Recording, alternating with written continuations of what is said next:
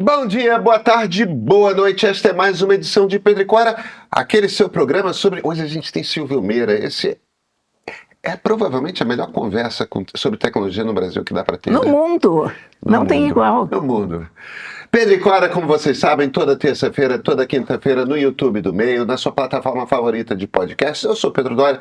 Ao meu lado está minha queridíssima amiga Cora Roney. Vamos conversar com o Silvio, então, Cora, sobre o novo livro dele. Eu estou pegando aqui o título direitinho: A Próxima Democracia, 32 teses para o futuro da política no mundo digital, físico e digital. Falar sobre democracia, né?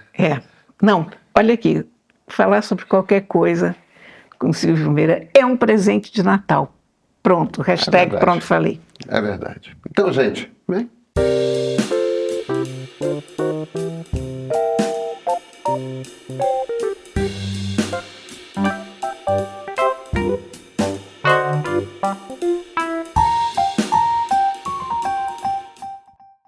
Silvio, sempre um imenso prazer conversar com você. Como é que você está?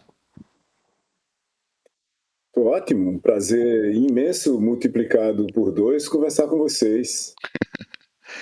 Deixa eu então começar com uma pergunta básica e ao mesmo tempo que não tem nada de básico, que é o que você pretende tentar responder.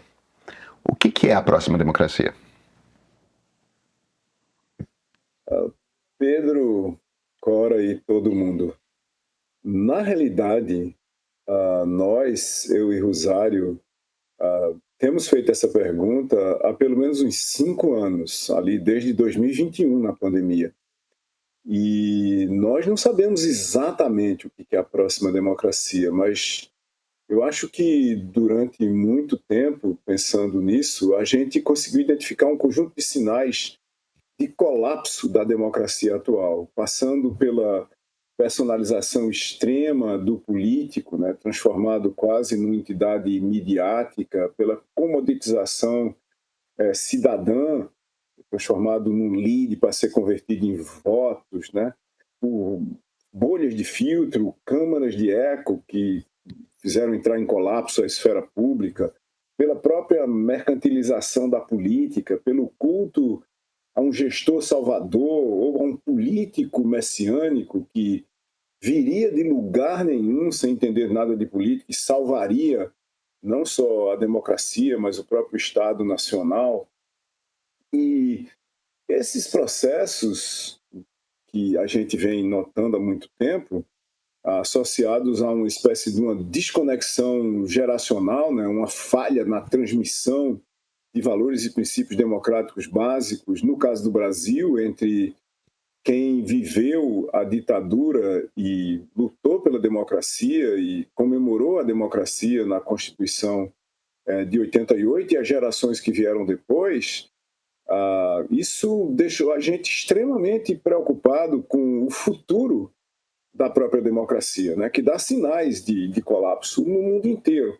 E sem saber exatamente o que seria essa próxima democracia, depois de apontar nesse livro o que já era um manifesto para o futuro da política, que a gente tinha publicado em 2023, a gente se arriscou a criar um conjunto de princípios, são 16 princípios para o futuro da política e da democracia no mundo que a gente chama de digital, um mundo físico, mas que também tem dimensões digitais e sociais habilitadas por plataformas, né, que por sua vez mudam completamente o comportamento das pessoas e das entidades de todos os tipos na dimensão física da realidade também.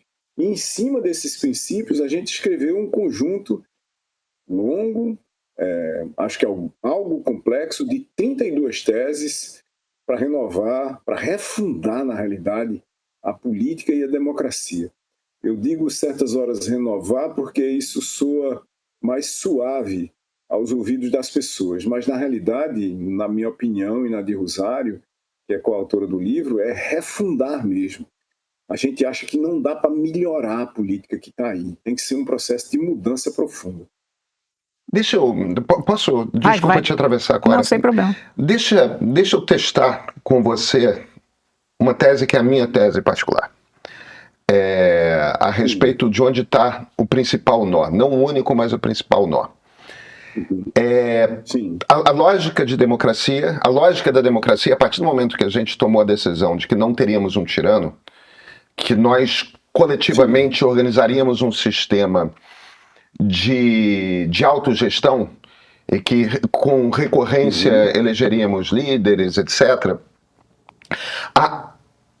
O grande problema que a gente tem que resolver para que essa autogestão seja possível, para que um tirano não seja necessário, é o problema de chegar a acordos, porque haverá discordâncias na sociedade. E a gente inventou uma máquina na qual no centro está o argumento e a persuasão, e trabalhamos para que esse sistema possa funcionar. No fim das contas, o que faz uma democracia funcionar é um conjunto de regras que permite que a gente chegue a consensos, que permite que a gente chegue a acordos, ou pelo menos que a gente escolha que proposições ganham de tempos em tempos. E o problema que a gente tem quando a gente começa a se comunicar com plataformas que tem no centro o tipo de algoritmo de recomendação que a gente usa, é que o que esses algoritmos de recomendação querem, porque esse é o modelo de negócio das plataformas, o que eles querem é que você fique lá e você volte, e volte, e volte, e volte. E aí o mecanismo que ele explora para que a gente esteja sempre emocionalmente envolvido é explorar o dissenso. É jogar para cima as vozes que promovem o dissenso e calar ou fazer com que praticamente não apareçam as vozes que promovam o consenso, que busquem o consenso. Por quê? Porque o consenso tem uma temperatura emocional morna, enquanto que o dissenso tem a ira, né? Tem a batalha, a luta, etc. Então, a mim parece que a chave do nosso processo é que a gente passou a se comunicar, a gente substituiu a esfera pública por uma ferramenta que promove dissenso. Se a gente só consegue promover o dissenso e não consegue mais promover consensos, não tem como uma democracia sobreviver. Essa é a maneira como eu tenho lido o nó principal. Faz sentido para você? Faz todo sentido do mundo, Pedro, Cora e todo mundo que vai ver a gente aqui. Ainda por cima, porque você pode usar esses algoritmos estrategicamente. É uma das coisas que a gente fala quando a gente discute os 16 sinais do colapso da democracia e da política no mundo em plataformas. É o sinal, se eu não me engano, 15. Desinformação estratégica. Você pode usar esse conjunto de algoritmos de criar sequências visíveis de informação ou audíveis ou audiovisuais de informação, combinadas com mecanismos de recomendação, combinados com mecanismos de formação de grupos, de indicação de grupos para você participar e assim por diante, você pode fazer o que se chama de desinformação estratégica. Os russos, por exemplo, são experts nisso. Interferiram em todas as últimas eleições do Ocidente de uma forma extremamente determinística e focada, não só, Pedro, para fazer o que você estava dizendo, de aumentar o dissenso, mas de aumentar o dissenso numa certa direção, para desqualificar o que a gente podia chamar do discurso democrático, não necessariamente nem o discurso do consenso. E em relação a isso, eu diria que há uma tese que a gente propõe, no conjunto de teses de reinvenção da dinâmica política no livro, que a gente chama política como ecossistema aberto. O que é política como ecossistema aberto? A política, ao mesmo tempo em que você tem a balbúrdia das plataformas, né, o dissenso em larga escala nas plataformas, ela foi, em vez de ir se abrindo para uma representação muito mais ampla e muito mais decisiva das bases onde as pessoas vivem, onde elas moram, onde elas sentem o mundo e as dificuldades e oportunidades dele ao redor, ela foi de mais de uma forma se fechando.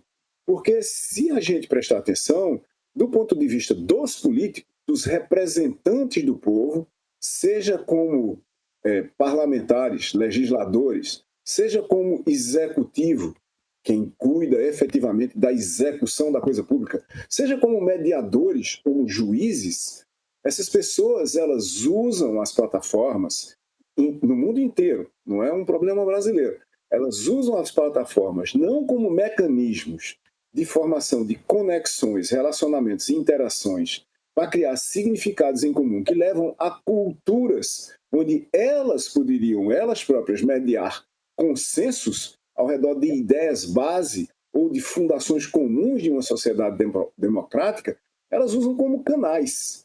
Então você tem 1 milhão, 2 milhões, 100 mil seguidores ou coisa parecida, e você fala para este grupo disperso e desconectado e o trata como público. Essas pessoas, por outro lado, entre si, elas se articulam como redes. Elas falam entre elas. Isso cria uma dissonância entre quem fala para o público e a comunidade que se articula para querer talvez outro conjunto de coisas totalmente diferentes. A dissonância, o gap imenso que existe, o fosso que existe entre o que as pessoas querem da política e o que, em última análise, a política entrega como resultado de sua ação, democrática ou não, esse fosso é muito grande, e ele é muito grande há muito tempo. Isso cria nas redes, e é fácil você usar dados para criar isso, uma percepção de que a política e a democracia não funcionam, que elas têm que ser substituídas por uma outra coisa, e que essa outra coisa é quase frequentemente o autoritarismo, que aí sim esse daria conta de entregar os resultados que as pessoas precisam. Mas só que não. Provado no mundo inteiro há muito tempo que ele não entrega. Mas a democracia continua com seus problemas de representação. A representação foi criada porque o cidadão não poderia participar em escala do processo de deliberação democrática, porque não havia meios de fazer isso. Hoje, a gente tem os meios, mas o cidadão continua sem participar. As decisões são tomadas em instâncias longe demais dele, tanto do ponto de vista físico, quanto do ponto de vista dos significados, do ponto de vista da semântica.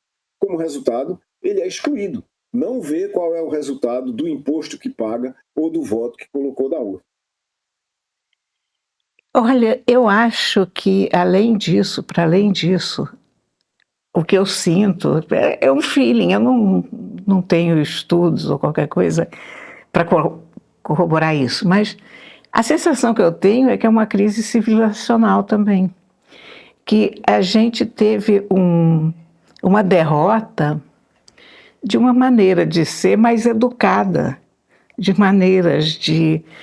Havia certos princípios civilizacionais, se vocês quiserem, que a gente respeitava. Agora você tem um caso, sei lá, isso é o cúmulo do cúmulo, mas você tem o Trump fazendo essa mensagem horrível sobre o Rob Reiner, sobre a morte dele. Teve 2 ou 3 pessoas protestando, mas é aceito. A linguagem está fraturada, a forma como as pessoas se tratam umas às outras foi para o brejo. Eu cresci numa época em que isso era muito importante, a forma como você se dirigia às pessoas, o respeito que você tinha mesmo pelo adversário, havia uma educação nesse sentido. E eu acho que com a ascensão desses líderes horrorosos, dessas pessoas horríveis, pouco empáticas, o Bolsonaro é um exemplo desses, não sou coveiro, chega de mimimi. Com o tipo de ascensão dessas pessoas, nós quebramos também uma ferramenta que ajudaria a gente a transpor esse fosso, não? Cora, aqui a gente tem uma coisa singular. Veja, eu e você, Pedro era um menino nessa época, só que não, ele já estava participando também. Eu e você vimos surgir no Brasil, do nada, assim como se fosse, né, mas não foi, a internet. A internet Foi. tem 30 anos. A internet comercial ela completou 30 anos esse ano. Que importância e que relevância o sistema educacional global, não é só o brasileiro, deu ao aprendizado das novas formas de se conectar, de se relacionar e de interagir entre os seres humanos. Não deu nenhuma. Nada, Um nada. exemplo bem recente é que, em pleno ano da graça de 2025, os smartphones foram proibidos na escola. Isso é um sinal de colapso cognitivo, é colapso do processo de aprendizagem. Cada smartphone devia ser um instrumento tão poderoso quanto uma biblioteca inteira, no mínimo. Exatamente. Eu estou falando no mínimo. Lá no começo, a internet é a grande biblioteca global, quando a internet era uma coisa para a gente ler, né? Lembra? A internet no começo Lembro. a gente lia, porque a gente não tinha os meios para escrever. Depois a gente lia e escrevia, quando a gente começou a ter os blogs. Depois a gente começou a ler, a escrever e a modificar a internet quando a gente começou a escrever, além de letras e de imagens e vídeos, a escrever o código que ele próprio modificava a internet ali por 2007, 2010, por aí. O que foi que aconteceu no mundo inteiro? O sistema que forma, literalmente, o futuro da humanidade simplesmente ignorou a internet como se ela fosse apenas uma biblioteca durante 30 anos. O resultado está aí. Ninguém aprendeu a se comunicar em rede. Vamos dizer, a calma que você precisa para participar de um debate em rede. O entendimento que você tem que ter, que quando você fala, e você fala para múltiplos públicos, você fala para dezenas de comunidades diferentes, entre os seus seguidores. Tem muita gente até hoje que não entendeu que o seu, aspas, conjunto de seguidores no Instagram ou em qualquer outra rede é, na realidade, um conjunto de comunidades com culturas e propósitos diferentes. Uma frase sua, uma palavra fora do lugar, uma imagem que você usa tem um significado para um grupo, outro significado para outro, e é resultado de um conjunto completamente diferente de pressupostos, de fundações, de princípios e valores de cada um desses grupos. A gente tem um problema de, inclusive, de interpretação pessoal de cada um dentro desse universo. Porque as pessoas se sentem atacadas. Mas eu fiz isso, está tudo certo, eu pensei muito. Por que eu fui atacado por esse público ao meu redor? Porque não é um público. São conjuntos completamente diferentes de comunidades que têm percepções completamente diferentes da realidade. Isso deveria ser ensinado, deveria ser aprendido no ensino fundamental. No ensino fundamental, afinal de contas, veja, a gente vai lá e aprende a ler e escrever. Está faltando em rede. Ler, escrever e interpretar em rede. Quando alguém como Donald Trump tem acesso não só à rede, mas veja, ele tem a própria rede social dele, onde ele define as regras. Aí, obviamente, todo cuidado civilizacional, todo cuidado com o contexto, todo cuidado com a história das pessoas, o mínimo de humanidade vai integralmente para o espaço, porque não tem um mínimo de regulação ali. É a rede social de propriedade privada do presidente dos Estados Unidos da América. Fazer o que com isso? Em reação a isso, um número de países nórdicos, notadamente a Finlândia, Noruega, Suécia, Dinamarca e alguns países europeus, começaram há algum tempo a fazer com que as pessoas aprendam o que é um comportamento em rede, um comportamento no mundo em plataformas, no ensino fundamental. No outro extremo da escala, outros países como a China, por exemplo, introduziram uma camada regulatória nas suas plataformas, onde o discurso de dissenso extremo ele é simplesmente travado por regulação algorítmica. E a gente diz isso no livro. Um dos conjuntos de princípios que a gente estabeleceu no livro, o pilar exatamente número 4, é o pilar de regulação algorítmica, que envolve auditoria cidadã sobre as plataformas. A gente está vivendo uma espécie de faroeste comunicacional, que não é só de comunicações, envolve quem se conecta com a gente e como é que a gente se conecta com os outros. Envolve as relações que a gente estabelece entre as pessoas e entidades de todos os tipos. Envolve os tipos de interação que são literalmente promovidos, não só habilitados, mas promovidos pelas plataformas. Sem ninguém interferir nisso, como o Pedro falou, o que vai ser eventualmente e quase sempre promovido é o ataque, é o dissenso, porque isso gera mais engajamento. É próprio da natureza humana. A natureza humana, vamos dizer assim, mal educada ou deseducada, ou sem educação nenhuma para participar de uma coisa extremamente básica, a construção do consenso coletivo. Se a gente não for capaz de construir continuamente consensos coletivos, sobra-nos o embate, o ataque e o desastre, não só para a democracia, em qualquer ambiente. Silvio, eu, infelizmente, porque isso quer dizer que o corpo já vai sentindo as consequências, eu já era maior de idade quando a internet surgiu. Então... Já andava e falava, Pedro? Trabalhava junto no ponto, lembra? Pois é.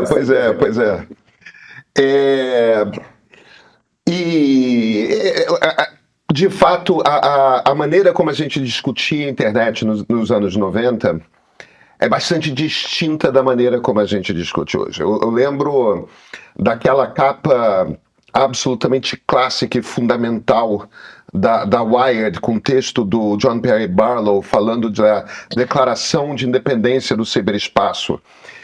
Você certamente lembra desse texto, que era um texto mais que liberal, né? Um texto libertário ali, em que o Barlow propunha que as leis das nações não deviam se aplicar na internet, a gente tinha que pensar como construir aquela internet. Agora, aquela internet que a gente usava, era uma internet baseada na sua camada mais embaixo em TCP/IP, e uma das características do protocolo TCP/IP é que ele é absolutamente neutro em relação ao conteúdo. Qualquer coisa é transformada em bit e tudo passa. E na sua camada mais superior, você tinha HTML, que é igualmente neutro. Você faz qualquer coisa com HTML, né? Eu não estou querendo falar em código para as pessoas, não. Mas o que eu estou tentando dizer é: aquela era uma infraestrutura que qualquer um poderia, em cima da qual qualquer um poderia interferir como desejasse. A gente não vive mais naquela internet. A gente vive numa internet em que um grupo de empresas, um grupo pequeno de empresas, determinam quais são os protocolos em cima dos quais a gente escreve e que definem o que vai ser mais distribuído e o que vai ser menos distribuído. Isso foi privatizado. A gente não está mais usando uma infraestrutura que é uma infraestrutura geral e pública. A gente está usando uma infraestrutura que não é neutra do ponto de vista do conteúdo e que é privada. Não são governos, não são as leis de estados-nações que determinam como que a coisa funciona. São as decisões de CEOs, de um Mark Zuckerberg, de um Elon Musk, E aí, o ponto que eu estou tentando fazer aqui não é a mesma coisa. A gente não está usando a mesma rede. Não. E as consequências são muito distintas. Não tem como você construir. A base de uma democracia, quando a gente volta para a ideia de democracia, a base de uma democracia são os commons. É aquilo que pertence a todos nós. É aquilo que é da comunidade e que vamos, de alguma forma, fazer uma gestão conjunta. Não existem os commons na internet de hoje. Mas deveriam existir, Pedro. Mas como é que faz isso? Tem uma coisa que...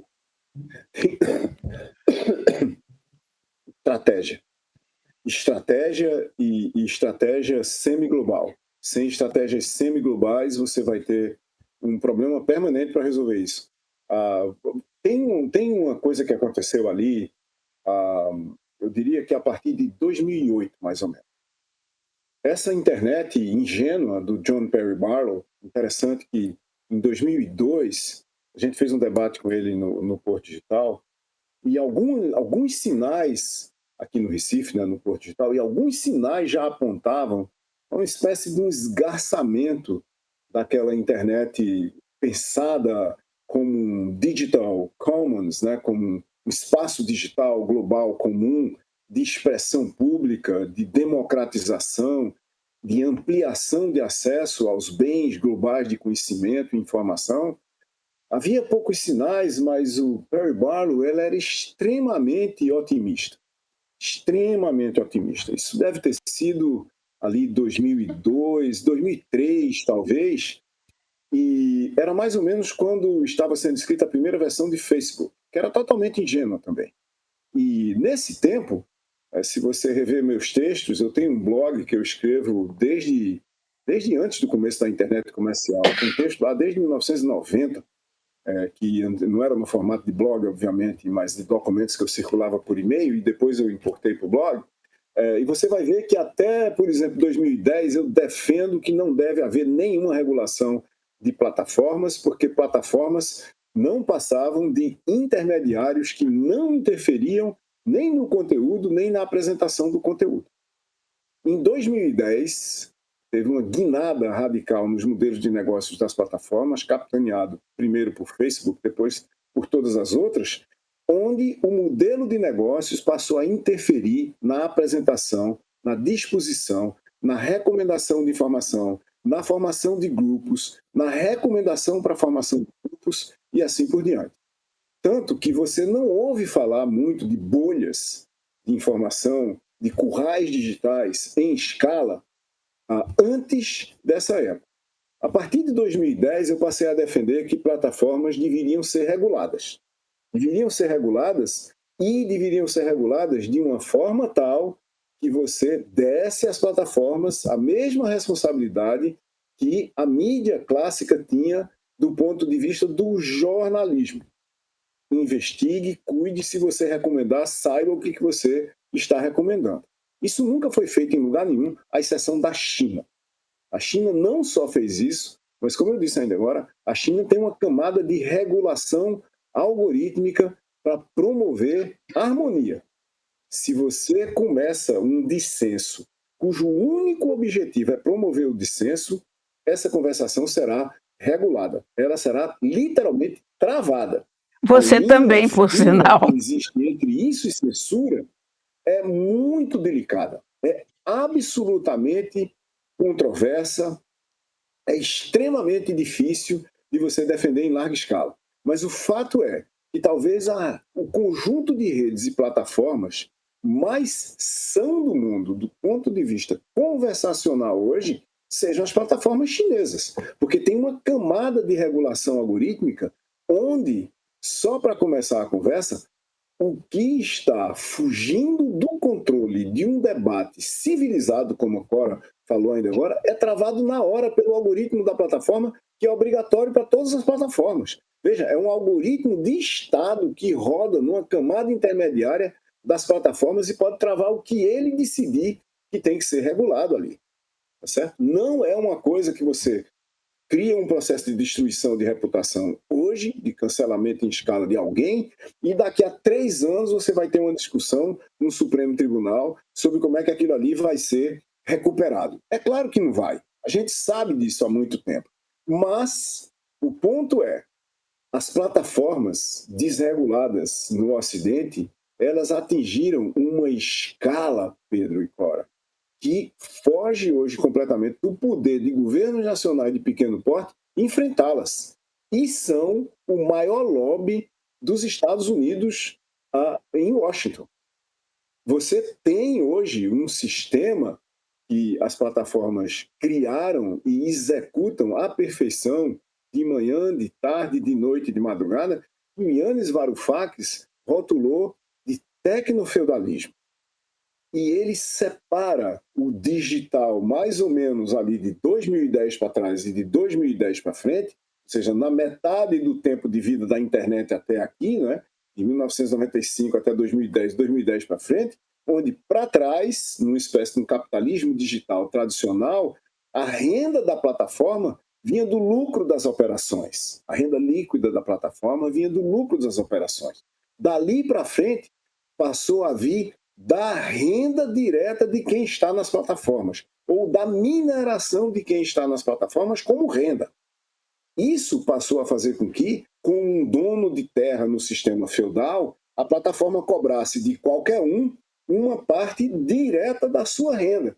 Isso acontece nos games hoje. Se você criar alguma coisa dentro de Roblox, você vai ter que pagar X% do que você criou e vendeu diretamente para a plataforma, não é da sua margem, não é um imposto sobre a sua margem, é um pedaço da sua renda. Se você dirigir numa plataforma hoje um veículo para levar a pessoa do ponto A para o ponto B, você paga uma parte da sua renda. Se você estiver tendo prejuízo na sua operação, é problema seu. Se você escreve um aplicativo para um smartphone, seja na plataforma de Google, seja na plataforma da Apple, você vai pagar uma parte da sua renda. É uma outra coisa. E, para maximizar essa renda, as plataformas de redes sociais, principalmente, passaram a criar bolhas onde a atividade é muito maior do que a norma, induzida pela plataforma, e a recomendar conteúdo, mesmo para quem não está nas bolhas, onde a atividade e interação entre as pessoas e o conteúdo é muito maior. Não bastasse isso, plataformas de conteúdo como o TikTok passaram a ser marketplaces também. Elas conjugaram não só o processo de rentabilizar a recomendação, para transformar a recomendação em varejo direto para o usuário que vira consumidor final. Então, de uma certa forma, tudo vem sendo monetizado. E não só a atenção vem sendo monetizada. São pessoas que vêm sendo monetizadas. A gente tem que escolher se a gente vai querer viver para todo sempre, amém, nesse sistema. Quanto mais tempo a gente demorar para reagir, mais difícil vai ser a gente construir qualquer alternativa. Não é impossível construir alternativas. Há lugares onde essas alternativas existem. Tudo bem, elas são altamente discutíveis, mas vamos convir que o atual modelo de negócio das plataformas, criando literalmente trilionários que podem definir se o país A ou B pode ou não usar os seus sistemas para fazer X ou Y, isso não é deixa de ser uma atividade independente de países inteiros e vai ser definido por um trilionário, isso deixou de fazer sentido há muito tempo também, não? Com certeza. Eu me dou conta de como a coisa desandou quando eu me pego defendendo o modelo chinês. O que acontece, Sim. Eu devo dizer, com uma frequência cada vez maior. Porque você consegue viver naquele sistema e você não consegue mais viver no nosso. É evidente que você é uma pessoa cerceada politicamente, mas... A gente só não pode... Tanto você quanto o Silvio, evidentemente, sabem disso. A China é uma ditadura totalitária. Sim. De partido único em que Mas nós somos, só que isso não está dito. Isso não está dado. E nós somos o que o Mark Zuckerberg quer que a gente seja. Sim. O que o Elon Musk quer que a gente seja. E o que é grave é o seguinte, esses caras sequer são brasileiros. Não que eu acho que um brasileiro fizesse um serviço melhor, pelo contrário, quer dizer, um desses trilionários é uma aberração tão grande da sociedade que qualquer que seja a nacionalidade dele é um desastre. Mas, quer queira, quer não, quando você está numa ditadura totalitária como a da China, o Xi Jinping tem que olhar para o lado, quer queira, quer não, e tem que se cuidar. Ele está encostado na parede também. O Elon Musk não está. O Zuckerberg não está. Nenhum dos outros caras, YouTube, nada disso, Instagram, as pessoas não estão. Então você tem um louco ali em cima que decide o que ele quer. E nós não estamos conseguindo fazer nada, porque tudo que você tenta fazer, eles combatem, eles têm um dinheiro que pode tudo. Nós também criamos uma sociedade em que não há poder mais alto. E eu sei lá para onde é que a gente vai. A minha sensação é muito pessimista, para dizer pouco. O nó que eu não consigo resolver na minha cabeça é o seguinte, aí eu provoco você, Silvio.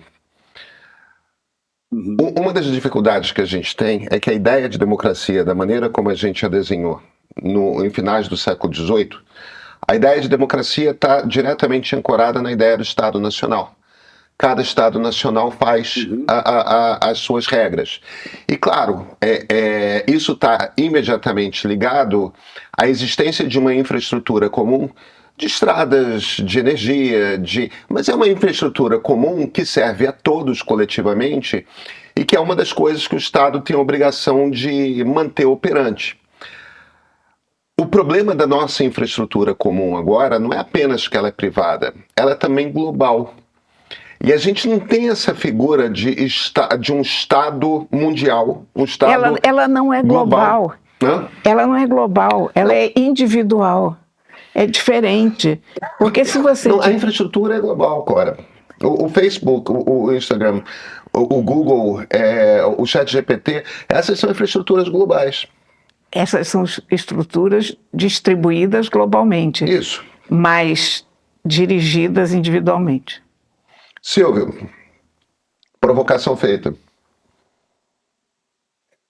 Veja, eu acho que a gente tem um problema aqui da gente olhar de novo, sem querer exagerar muito nessa nota, a gente voltar para o tecnofeudalismo, tá certo? A história básica que a gente pode associar aqui é que o tecnofeudalismo não é um sistema econômico, ele é um sistema de governança. Ele é um sistema de governança. Da mesma forma que essas plataformas hoje elas dominam os, aspas, meios e infraestruturas através dos quais você se conecta, se relaciona, interage, você tem acesso à informação, a informação lhe convence de fazer alguma coisa, você compra e você recebe alguma coisa em casa, ou é induzido a comprar uma coisa que você nem precisa e recebe em casa, ou não precisa nem receber, pode ser música online, ou vídeo, streaming, assim por diante. Da mesma forma que elas fazem isso, o senhor feudal controlava os caminhos, ele controlava o território, Sim. ele controlava 100% de tudo. E você, ser humano, era apenas um peão, literalmente, no sistema de produção do qual ele arrecadava, voltando para o nosso ponto de partida, diretamente a renda que ele oferia de você. Quer você sobrevivesse com isso ou não. O problema que eu acho que a gente enfrenta, do ponto de vista da democracia, é que de um tempo para cá, os grandes operadores globais de plataformas, e principalmente os grandes operadores globais no oeste do mundo, e principalmente dentro dos Estados Unidos, eles têm vivido e avançado sobre as fundações da sociedade sem nenhuma regulação. Veja que esse não é o caso da China. Só para a gente voltar e ficar aqui nesse debate entre dois mundos, Jack Ma, do Alibaba, tentou fazer um IPO da Ant Financial em Hong Kong, que ia tornar a Ant Financial, na realidade, uma espécie de um metabanco central separado do Banco Central chinês. A capacidade que ele iria ter, com o volume que era esperado no IPO, com a quantidade de recursos que ele teria para investir, ele ia criar quase que uma capacidade de emissão de moeda dentro da China, independentemente do governo chinês. O que foi que o governo chegou e disse para ele? Olha, primeiro, cancela o IPO. 2, sai da frente desse negócio um tempo que você está começando a querer ser o Estado. Você está querendo ter funções de Estado. Segundo, quebra esse negócio em 3 ou 4. Ou você é uma plataforma para fazer tal coisa, ou você é um banco. Se você vai ser um banco, você vai ser regulado como um banco. E aí você não pode fazer o tipo de IPO que você está fazendo. Porque um banco não é uma plataforma de comunicação. Vamos segmentar e vamos separar as coisas aqui, certo? Isso levou o Jack Ma a passar 6 meses de férias no Japão, certo? Numa pequena cidade lá, comendo sushi, ou fazendo o que ele queria, e há um redesenho completo do grupo Alibaba. Isso é uma ação de Estado, dizendo basicamente o seguinte: eu não vou deixar que um ser humano passe a ser o Estado, porque esse é o ponto que a gente tem no momento, tá certo? A combinação de fatores que existe ao redor de um certo agente desses que Cora mencionou ainda agora, Musk, certo? De carros elétricos autônomos em algum tempo no futuro. Capacidade de lançamento de cargas e satélites para o espaço. Uma rede de comunicação global sujeita a nenhuma regulação de nenhum país. Uma rede social global baseada nos Estados Unidos, regulada por absolutamente ninguém também.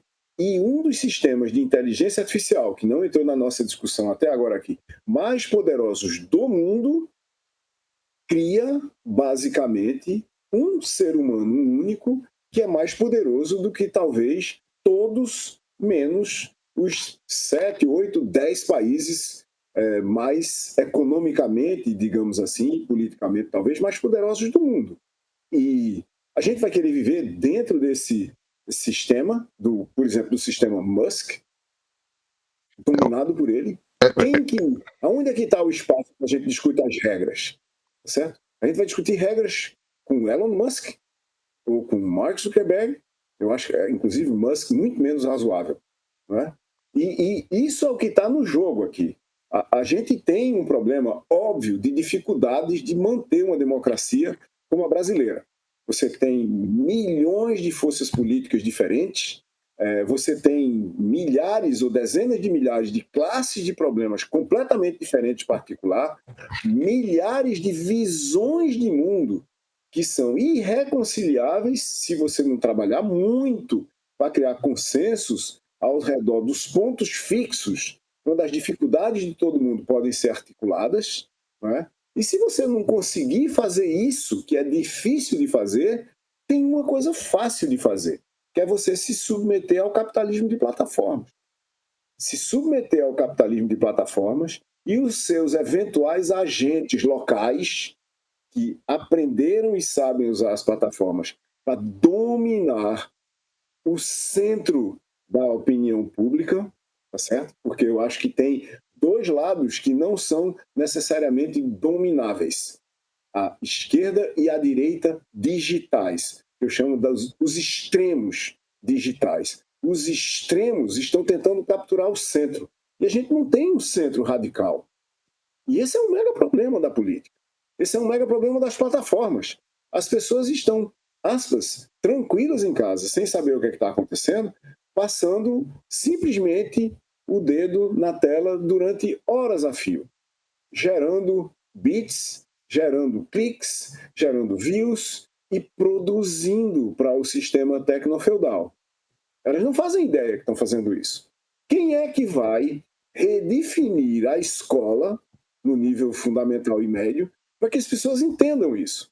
Para que elas entendam que há outros usos desse ambiente de plataforma, maravilhosos, por sinal, para aprender, para escrever, para produzir, para interagir, para se conectar, para criar culturas diferentes, visões diferentes de mundo e assim por diante. Tem outros usos para isso, mas elas não estão aprendendo.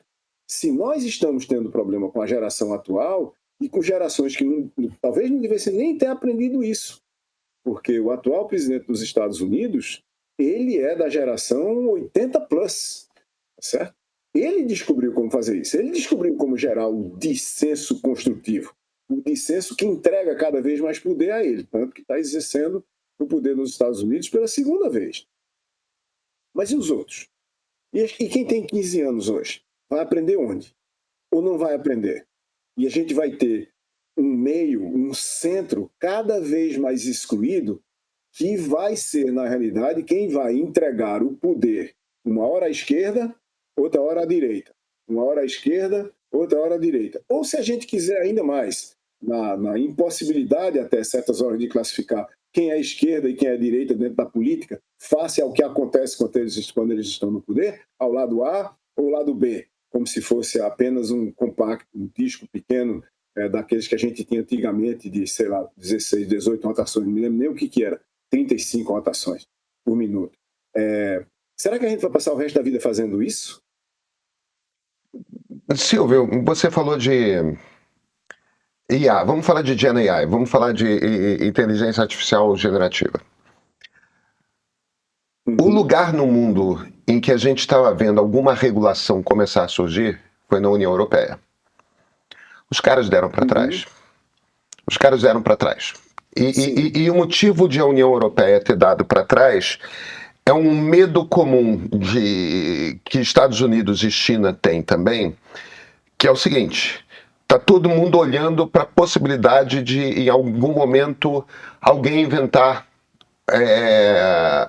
uma inteligência artificial geral, quer dizer, capaz de produzir intelectualmente tão bem ou melhor quanto os seres humanos mais capacitados em inúmeras áreas.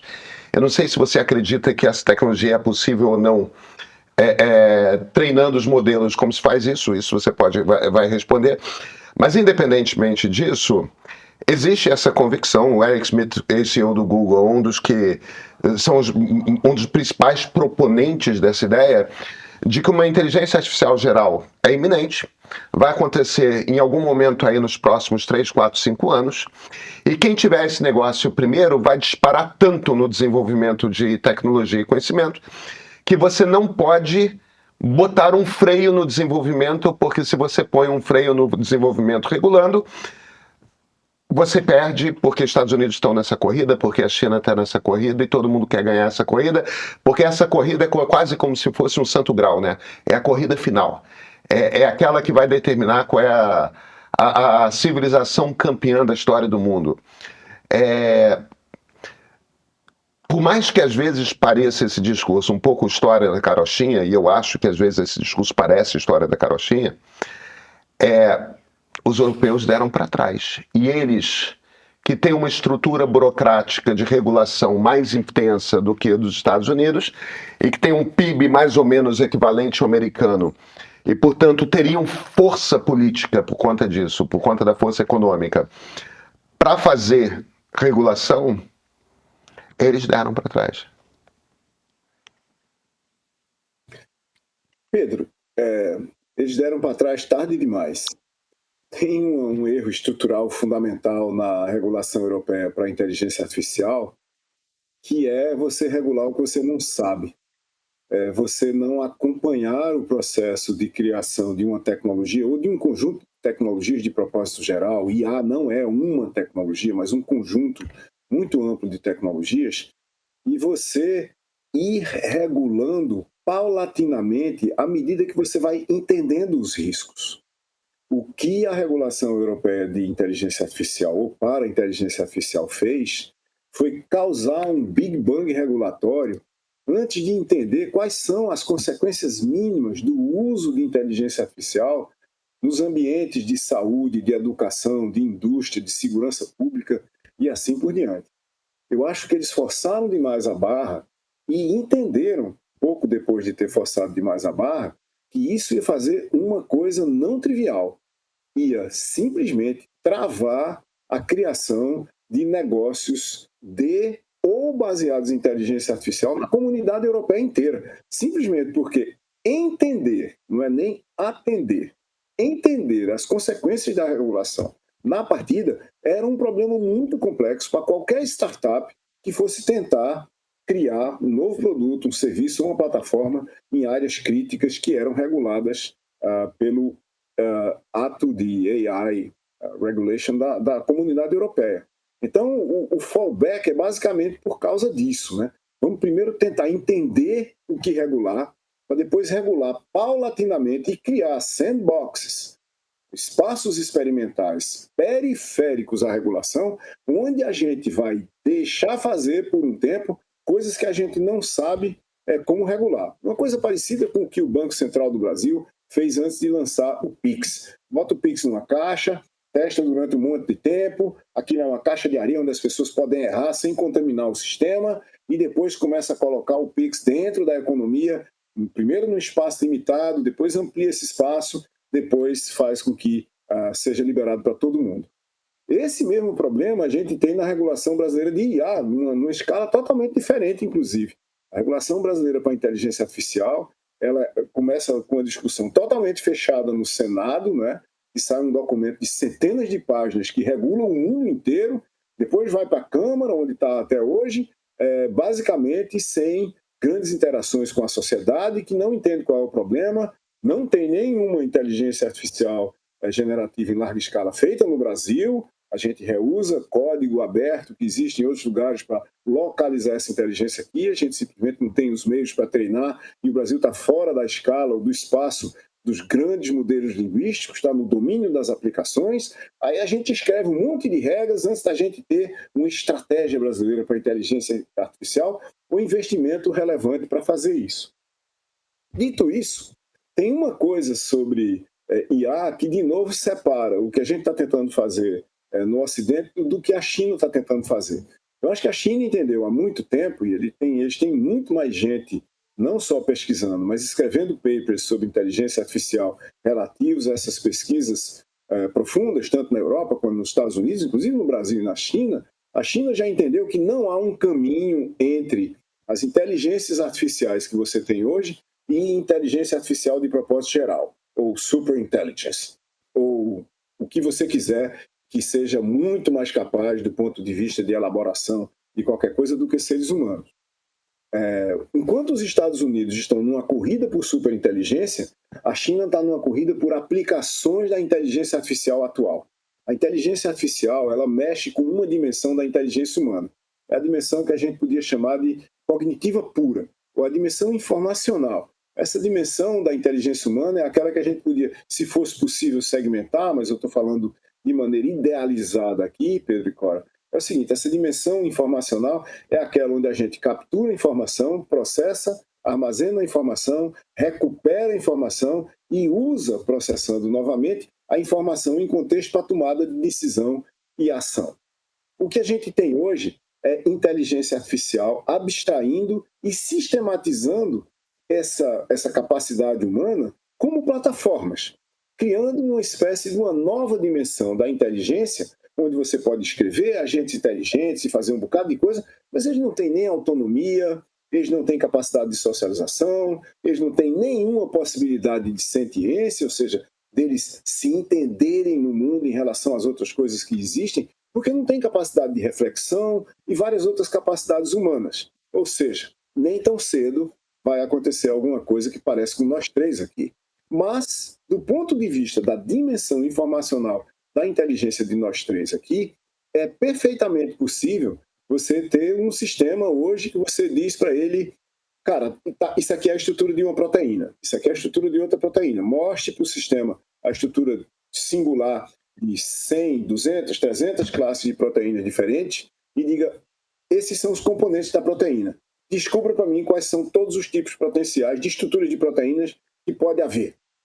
E você tem esse sistema, se chama AlphaFold, que de repente mapeou todas as possibilidades minimamente razoáveis de estruturas de proteínas que podem existir no mundo. Ever. De uma hora para outra. De repente você mudou completamente a pesquisa, por exemplo, de medicamentos. Né? Medicamentos que vão se ligar com moléculas, que vão se ligar com proteínas para travar esse mecanismo de ação, para promover aquele outro mecanismo de ação que estava travado, mas não deveria estar, e assim por diante. Por quê? Porque isso aí é simplesmente a dimensão informacional da nossa inteligência. Lá, bem no passado, antes de sistema de informação, a gente ia para o microscópio ver essas estruturas de proteína. Hoje você tem um simulador disso, e isso é feito com um Enter. Vai e faça isso. A mesma coisa para você até descobrir novos teoremas de matemática, para você provar coisas, mas nada disso é inteligência, como a inteligência humana, com a nossa intuição e assim por diante. Então eu acho que tem uma coisa bem básica aqui. O que IA vai fazer no curto prazo? IA vai provocar um colapso parcial no trabalho, emprego e renda da parcela da população que foi automatizada do ponto de vista de processamento de informação. Se você entrar num escritório, qualquer escritório de qualquer tipo, inclusive uma clínica médica, você vai ver uma pessoa executando algoritmos. Pergunte isso ao paciente. Se ele responder isso, clica aqui. Se ele responder aquilo, clica acolá. Agora, em função do que ele respondeu, faça essa outra pergunta. Isso aqui é um médico fazendo anamnese, né, que eu estou simulando aqui para a gente aqui agora. Essa anamnese básica, ela pode ser feita por um sistema, porque não tem nenhuma inteligência do médico aí. A inteligência do médico está em olhar para uma resposta e dizer, eita, isso aqui pode implicar em tal coisa. Aí ele muda completamente o algoritmo de fazer perguntas. Mas aquela básica de, olha a temperatura, vê isso, olha os exames, faz não sei o que lá, essa está resolvida, porque é só processamento de informação. Onde que a China está investindo? A China está investindo em liberar o tempo das pessoas como algoritmos para que elas voltem a ser pessoas.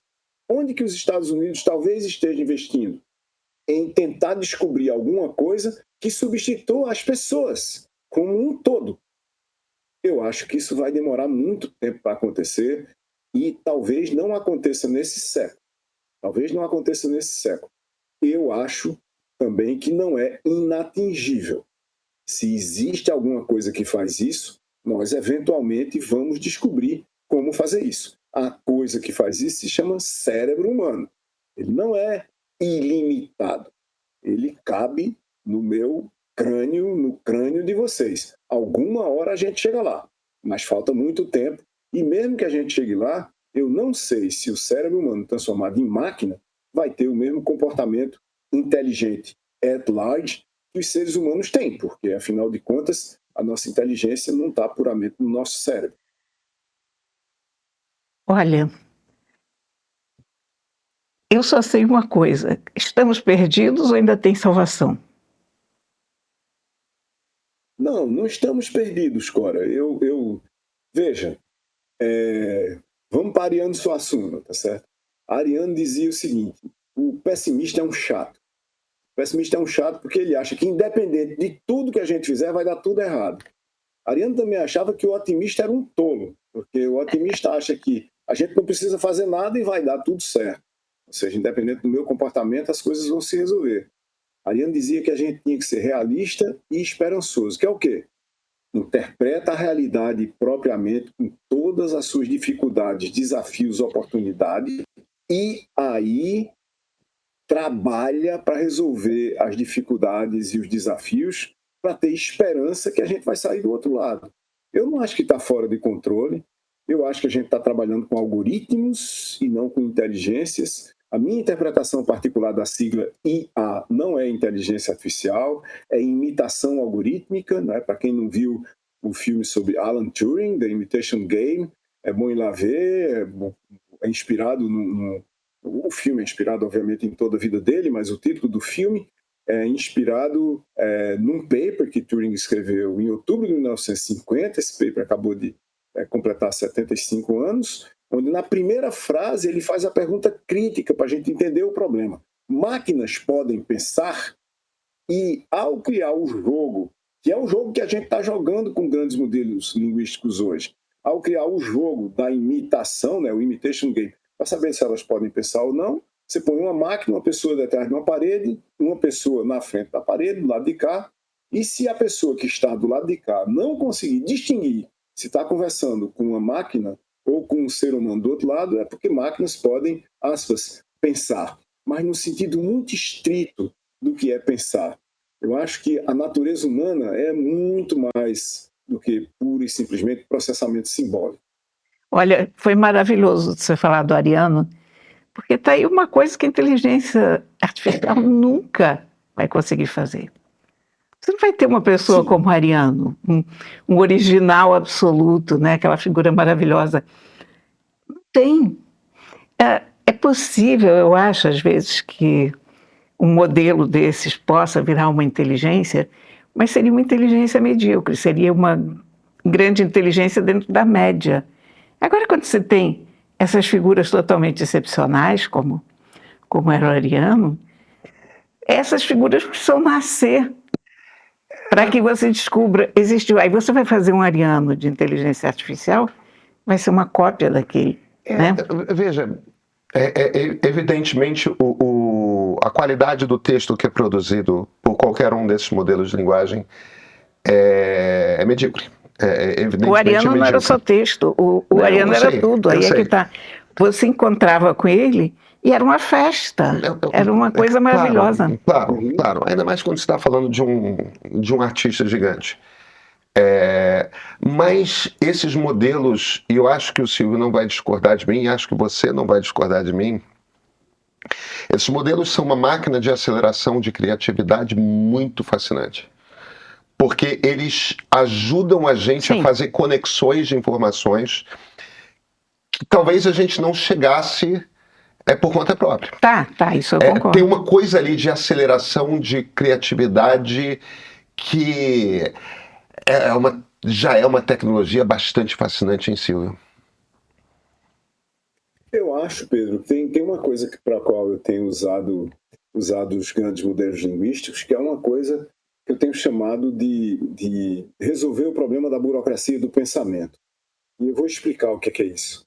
Eu tenho há muito tempo trabalhado com plataformas, principalmente com arquitetura de plataformas, nem tanto com regulação, mas com arquitetura de plataformas, com o problema de população de comunidades, né? Como é que você tira uma comunidade do zero e faz ela crescer e se tornar sustentável, assim por diante. E em função de demandas variadas de muita gente, eu resolvi escrever um livro sobre plataformas. Então eu sistematizei, eu mesmo, pessoalmente, né, tudo que eu tinha lido e achava relevante sobre isso, com múltiplos fragmentos do que eu tinha escrito. Isso dava cerca de umas 500 partes e peças de papers e de livros e assim por diante. E a partir daí eu selecionei o que era que eu ia usar, tanto do meu conteúdo que já estava escrito, quanto das referências, e criei 6 agentes inteligentes para me ajudar a fazer isso. Um que cuidava da estrutura do livro, outro que escrevia as seções, outro que escrevia overview e críticas das seções já escritas e apontava falhas de conexão com outras seções, outro que revisava o que já estava sendo, o que tinha sido escrito como um todo, assim por diante, e um que mantia a coerência, cuidava de manter a coerência sistêmica do texto como um todo. Então, eu comecei com um prompt que tinha umas 20 páginas de texto que eu escrevi, e essas 20 páginas incluía a primeira lista de referências, mas fazendo um curto-circuito do processo como um todo, eu escrevi cerca de 100 páginas de texto que são prompts, esses vários modelos, e os modelos, em conjunto, escreveram para mim 381 páginas de texto que tem mais de 100 referências. O livro se chama Everything Platforms, está disponível online. Então, o que foi que eles fizeram para mim? A burocracia da escrita. Eu pensei o livro todo, a autoria intelectual da coisa é toda minha, a disposição, os capítulos, as seções dos capítulos, eu disse o que era que tinha que ter em cada um, e eu simplesmente não escrevi o texto em si. O texto foi escrito por sistemas que são especialistas em escrever texto, mas todo o conjunto de comandos, de provocações, de referências, de âncoras, dizer, na seção tal, use o texto tal para criticar a afirmação X. Vá lá e critique, diga que tem uma alternativa para fazer isso. Fui eu que fiz. Então, eu tenho usado modelos linguísticos para automatizar a burocracia do pensamento, que para mim, em muitos casos, é a escrita. Tem um contraponto a isso. Você poderia dizer, mas aí a escrita ficou absolutamente normal dos modelos linguísticos, não foi? Eu digo, não. Porque eu peguei meu blog, que está em silvio.meira.com, onde tem, por exemplo, os meus textos do No Ponto, lá de trás, quando a gente trabalhou junto lá atrás, tem 1.200 textos lá, e eu uso esses textos que foram escritos por mim para treinar agentes inteligentes que vão escrever como eu escrevo. Eu digo, olha, é para escrever com esse estilo aqui, exatamente desse jeito, só que transposto, por exemplo, para a língua inglesa. Então, tem formas de você fazer o uso dos grandes modelos linguísticos que multiplicam a sua performance. Eu acho que se você fizer competentemente, entendendo o que é que você está fazendo, multiplica a sua performance, por exemplo, de escrita de texto, facilmente por um fator de 10. Silvio, a próxima democracia, 32 teses para o futuro da política no mundo digital. Seu e da Rosário Pompeia. Todas as livrarias? Todas as livrarias online. E lançamos o livro no Recife, que foi o lançamento brasileiro.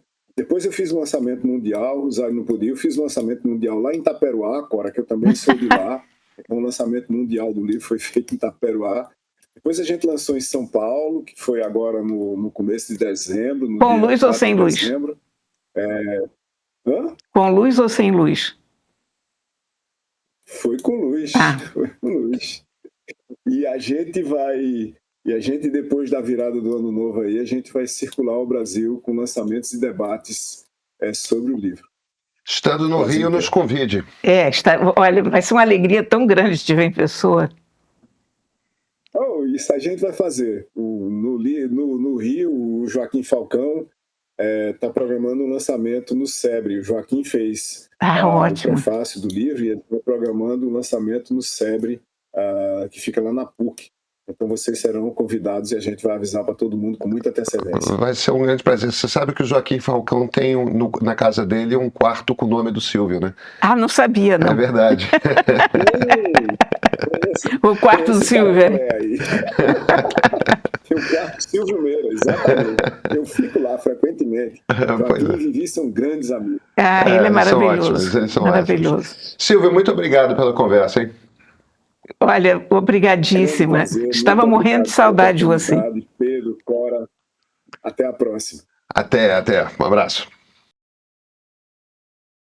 Tô sem fôlego, simplesmente fantástico. Isso se faz em vida, parabéns ao meio. Que maravilhoso, obrigado por essa obra-prima. É um deleite ouvi-la, grandiosa. Esses são só alguns dos comentários de quem já assistiu ao documentário Fernanda Montenegro, A Luz e o Mistério, no streaming do Meio. Uma conversa como você nunca viu, em que a maior atriz brasileira revisita quase um século de vida de palco. Ela conta da infância do subúrbio, da primeira visão da magia do teatro, da força do rádio, da TV, do cinema. Ao lado de Cora Rona e Ricardo Rangel, Fernanda abre o baú das amizades, das saudades e dos encontros que mudaram a sua história. É íntimo, é emocionante, é histórico. Se você ainda não assistiu, o filme está disponível exclusivamente para assinantes do Meio Premium no nosso streaming. Além dessa produção incrível, nosso catálogo conta também com séries e documentários que você só encontra aqui. Assina, assista e viva esse encontro com Fernanda Montenegro.